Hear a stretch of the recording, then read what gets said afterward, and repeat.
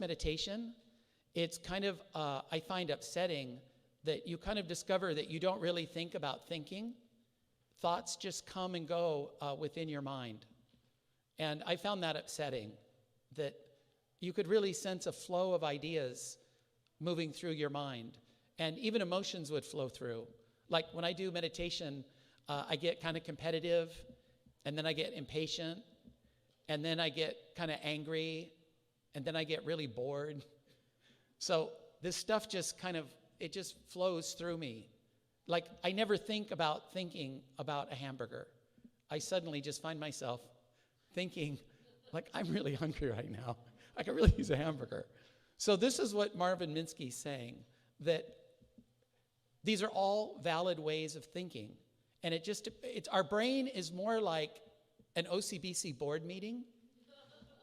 We meet in the Kodo, and we have like 50 people, which is really impressive. 50 people come on a Thursday night for like 2 or 3 hours for a board meeting. And I said this once as a joke, and then this person quoted me in public.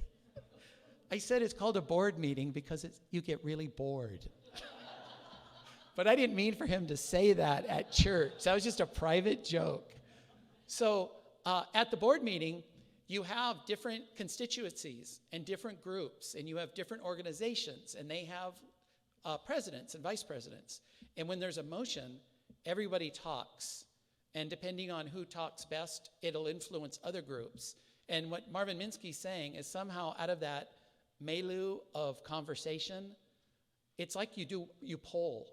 There's a polling going on, and they're not sure how it works, but one of those ideas pops up to the surface, and you become cognizant of it, and that tends to be the way people vote.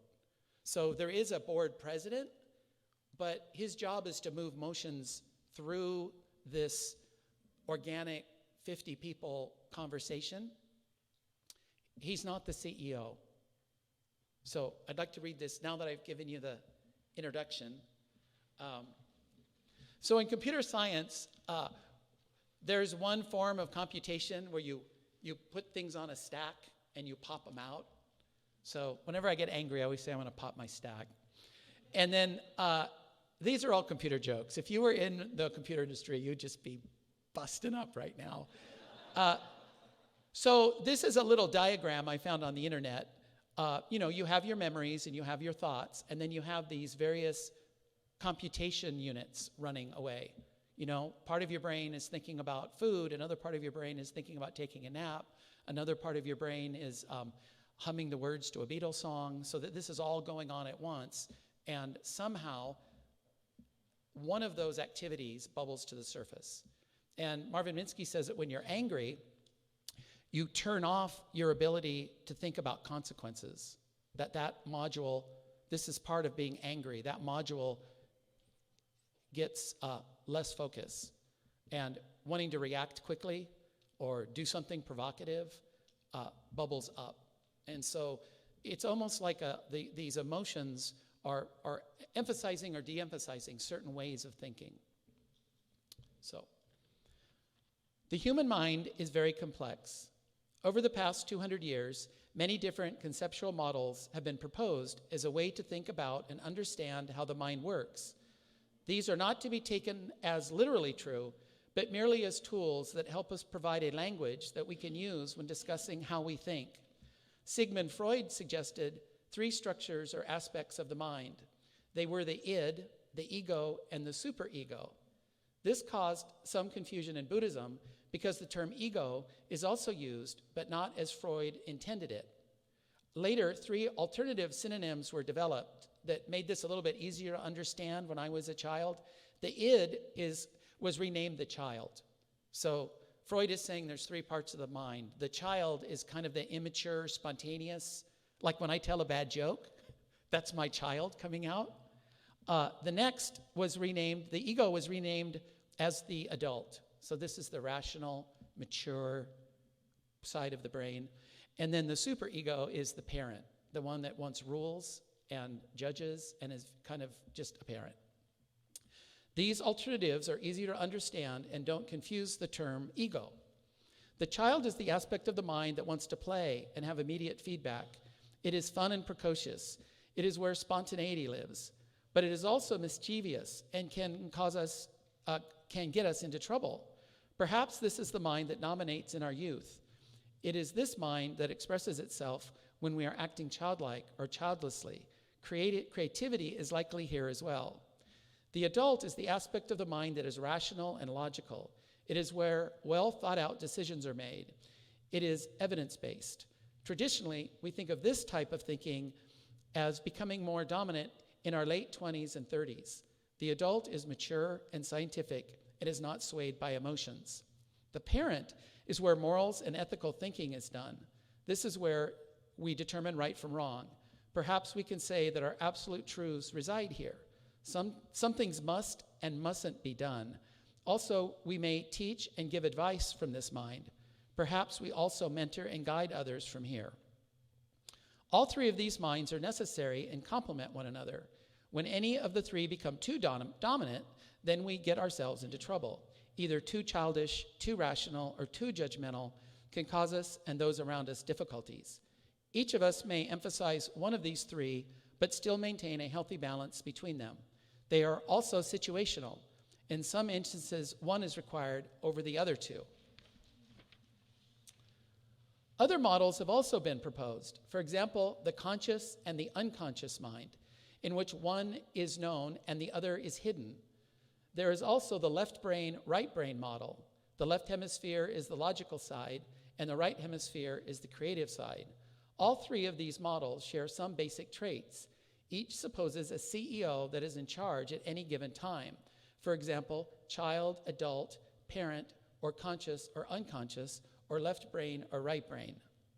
So I've never really bought into this left brain, right brain thing because it just didn't sound Buddhist to me. That I just couldn't imagine things being not interconnected in some way.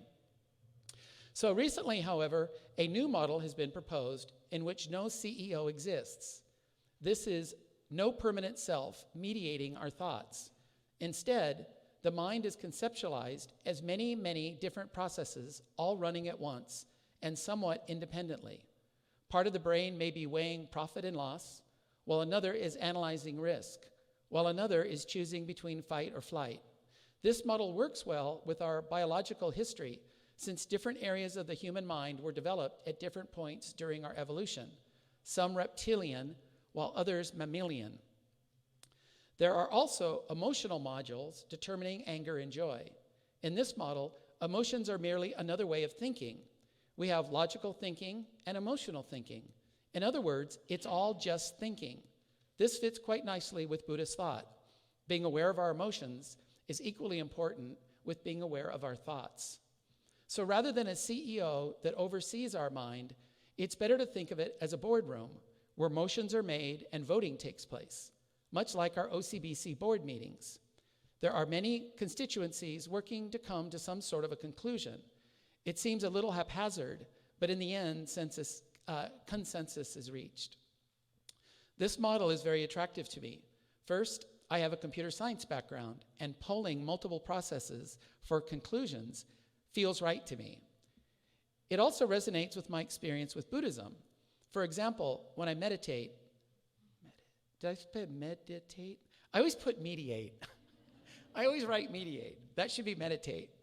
But I have never been able to find my CEO that I assumed existed. I had been seeking my adult, my conscious, and left brain, but was never able to find it. I had never thought about thinking about something and then thought about it.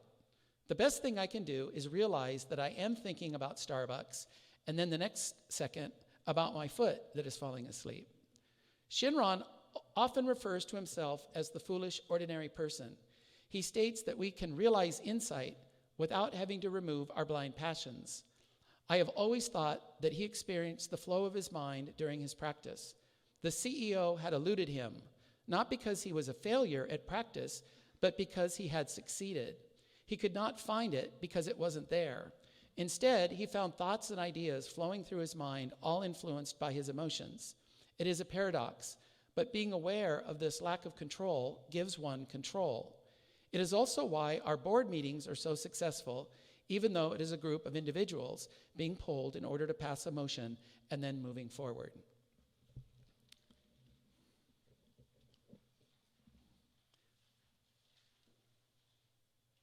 So let me try playing you the clip from Marvin Minsky. Someday I'll show you the actual video. The ordinary words of popular psychology, like emotion and feeling and thinking and so forth, are hundreds of years old. And each of them is a clever way society has developed to not think about what's going on.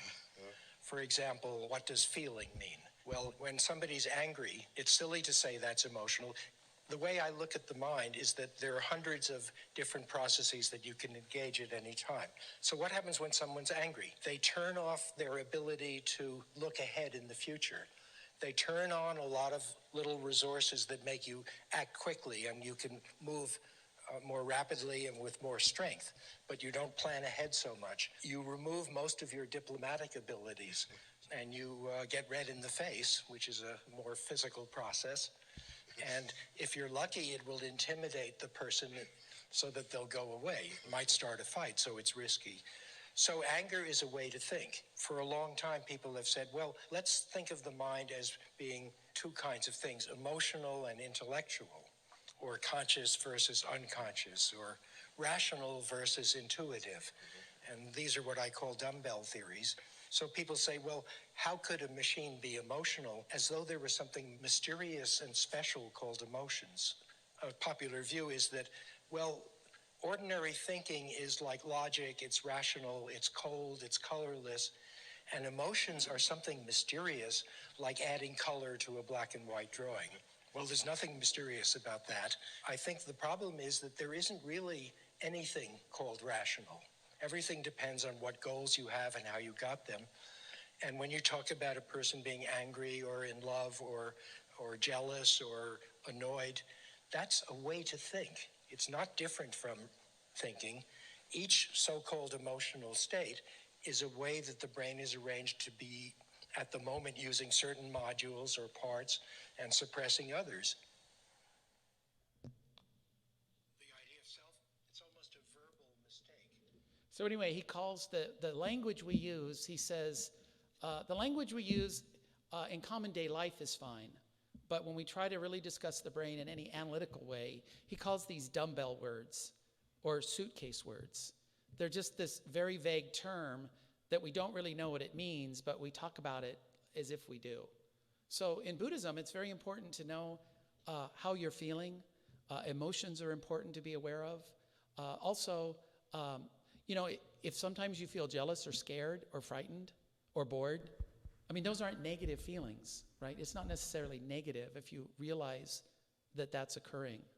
So I really thought this was a really interesting way it's kind of like the most current way of understanding the mind, and it fits very well with Buddhist practice and how we meditate and how we, these words like mindfulness and awareness and listening. This is basically, I think, it's not that the Buddha was a psychiatrist or a doctorate in psychiatry. It's just that he experienced this mind as he meditated. So I think for Buddhism, this was experiential, that when you meditate, this was the feeling he had when he sat. Because what's kind of curious is when you're sitting in meditation, you really don't have any input, right? You're just alone with your thoughts, and it's dark and it's quiet, and your mind is still churning. Without any sensory input, the mind is still very active. And I could not get my mind, this idea that you can stop your mind and quiet it and remove thoughts, I think is a romantic idea. I think the best you can do is be aware. And they say in psychiatry and psychology that awareness alone changes behavior. Like just to be aware that you're starting to get angry makes a huge difference. And I got a text yesterday that made me mad. And I knew I was getting mad. And I knew that I didn't want to send a snarky reply. And so what I do now to be extra safe, I've told you before, is I just delete the whole thread. I delete the thread.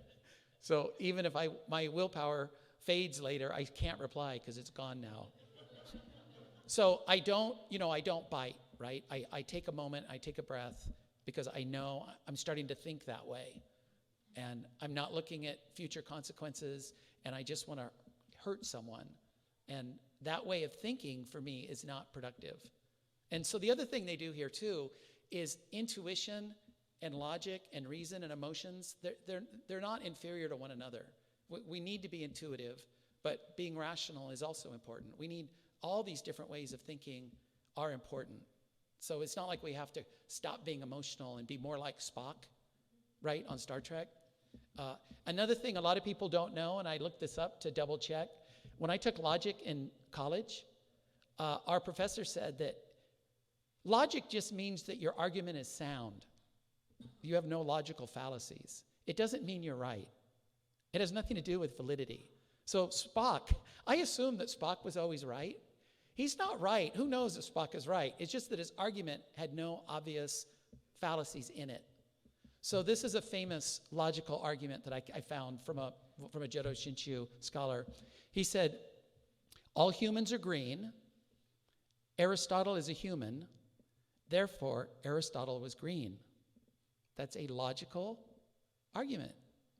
It's perfectly logical. It's not true. So what you have to do, you have to argue the premises and the statements. That's the hard part. But I guess what logicians are saying is at least your argument has no fallacies in it. That's a good thing. But you still don't know if the conclusion's true or not. So logic is weaker than we think. So I think we kind of overestimate logical thinking. And I think I've become more aware of intuition. I rely a bit more on intuition now. And so that's okay. That's another way of thinking. So does anyone have any thoughts or comments? Boy, that hand went up fast. I go, do you have any? Well, because I just wrote down Spock, which I wrote, it's been said, and he's said it, that emotion is the fallacy of man. And so I wrote down, Vulcans don't need to be aware, they just know. And the counter to his statement, I think he's speaking to Kirk about his flaws. And he says, as it has been said, that without emotions, we cease to be human. Right. And passion, without going down the Trekkie hole, is what often will help you overcome something with that Kobayashi Maru? Yeah, or yeah. I'm gonna pretend like I don't know it. Yeah. Yeah, Anyway, so that was my thought. No, that's a really good point. So on Star Trek, you had Kirk, who was very emotional, and you had Spock. So there was that interplay between, and I think they were successful because they complemented one another. So, because I was worried about Captain Kirk. He was so emotional that he was always fooling around with all the alien women while they should be paying attention. He got a girlfriend on every planet they visited. It's funny, my kids, they all react on emotion versus logic. Throughout the year, I'll try to have games where I offer extra credit for those kids who aren't passing, or snacks for the kids who are doing well because they want some incentive. And occasionally I'll have that kid who's not doing well will win one of those games, and he'll say, I want the snacks. I'm like, no, you got to take the extra credit. That's what the scheme is for. But they're like, well, I want the snacks now. I don't need the extra credit. So they're thinking all just on emotion and not logically what they should be doing. Right. And the game's meant for them, not for the kid who's passing the class. Right.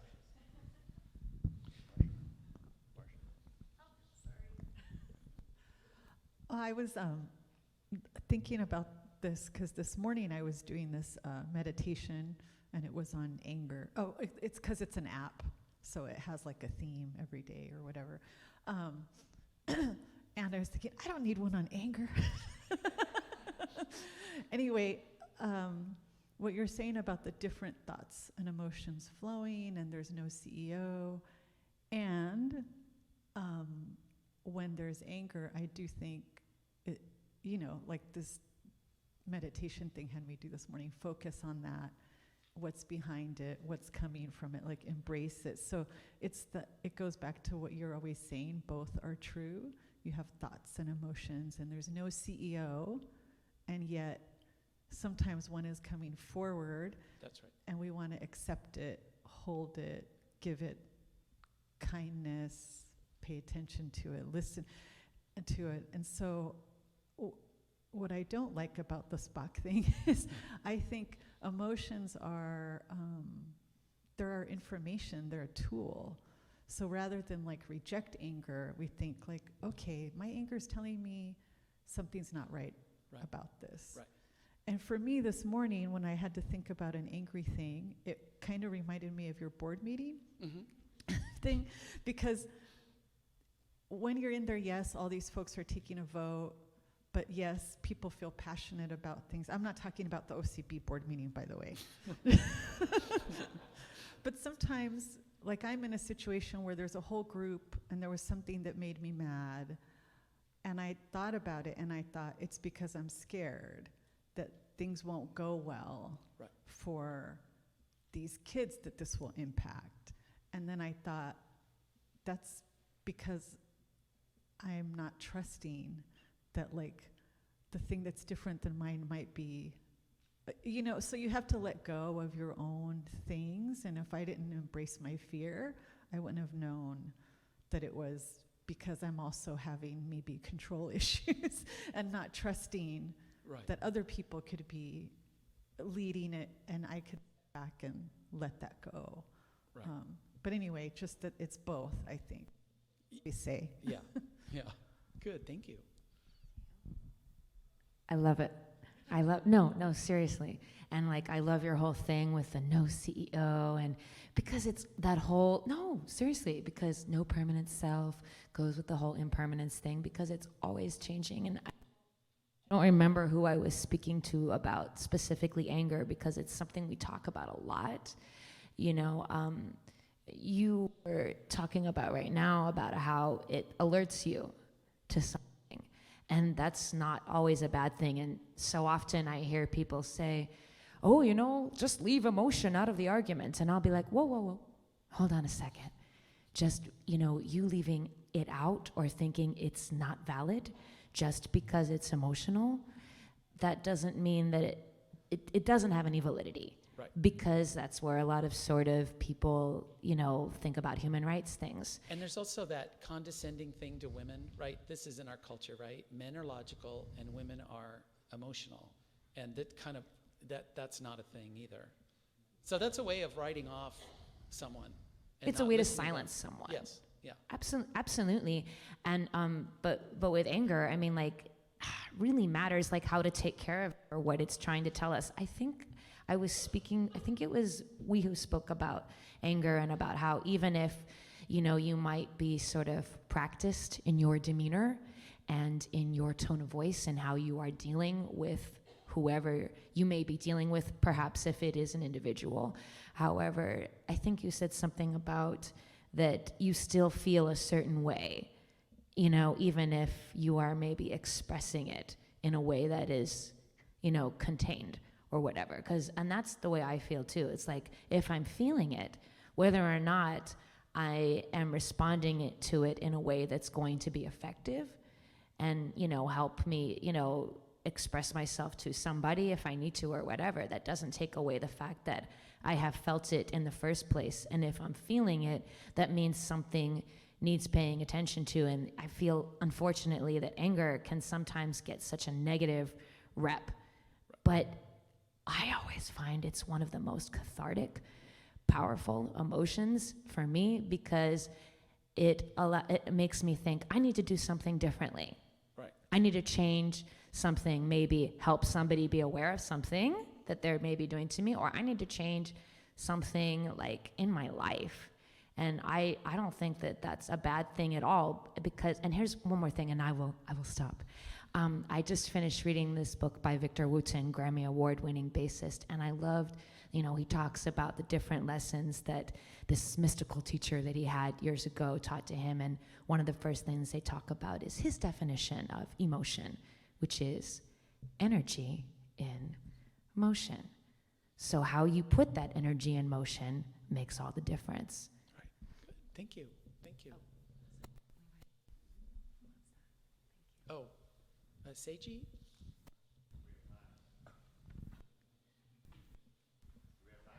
Yeah. No, just briefly, I really like this, a reprieve from logic. Let's consider mathematics. Right, so mathematics is a logical structure that is largely self-referentially consistent, right? For the epistemologists in the room, right, there's a noetic structure in which math works. So I can say 2 + 2 is 4, 2 + 4 is 6, and in the process, I'm creating what's called analytic knowledge. I'm saying things that are self-referentially consistent, right? I'm not learning anything new. I'm not synthesizing anything.